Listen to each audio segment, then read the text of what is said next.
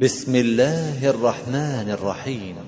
تبارك الذي بيده الملك وهو على كل شيء قدير، الذي خلق الموت والحياة ليبلوكم أيكم أحسن عملا وهو العزيز الغفور، الذي خلق 7 سماوات طباقا ما ترى في خلق الرحمن من تفاوت فارجع البصر هل ترى من فطور، ثم ارجع البصر كرتين ينقلب إليك البصر خاسئا وهو حسير، ولقد زينا السماء الدنيا بمصابيح وجعلناها رجوما للشياطين وأعتدنا لهم عذاب السعير، وللذين كفروا بربهم عذاب جهنم وبئس المصير.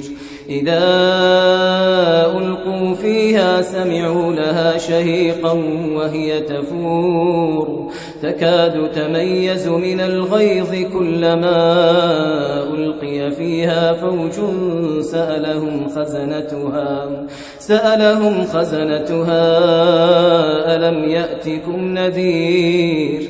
قالوا بلى قد جاءنا نذير فكذبنا وقلنا ما نزل الله من شيء إن أنتم إلا في ضلال كبير، وقالوا لو كنا نسمع أو نعقل ما كنا في أصحاب السعير، فاعترفوا بذنبهم فسحقا لأصحاب السعير. إن الذين يخشون ربهم بالغيب لهم مغفرة وأجر كبير، وأسروا قولكم أو اجهروا به إنه عليم بذات الصدور، ألا يعلم من خلق وهو اللطيف الخبير. هو الذي جعل لكم الأرض ذلولا فامشوا في مناكبها وكلوا من رزقه وإليه النشور. أأمنتم من في السماء أن يخسف بكم الأرض فإذا هي تمور، أم أمنتم من في السماء أن يرسل عليكم حاصبا فستعلمون كيف نذير. ولقد كذب الذين من قبلهم فكيف كان نكير. أولم يروا إلى الطير فوقهم صافات ويقبضن ما يمسكهن إلا الرحمن إنه بكل شيء بصير.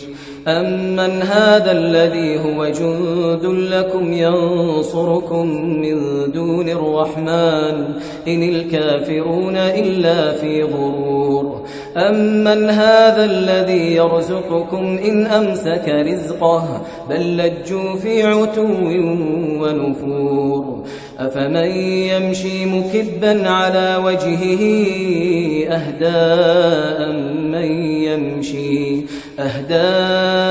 أمن يمشي سويا على صراط مستقيم. قل هو الذي أنشأكم وجعل لكم السمع والأبصار والأفئدة قليلا ما تشكرون.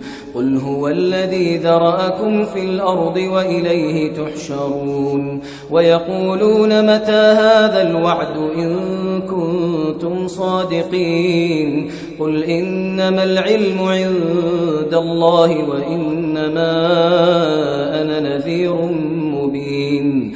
فلما رأوه زلفة سيئت وجوه الذين كفروا وقيل هذا الذي كنتم به تدعون.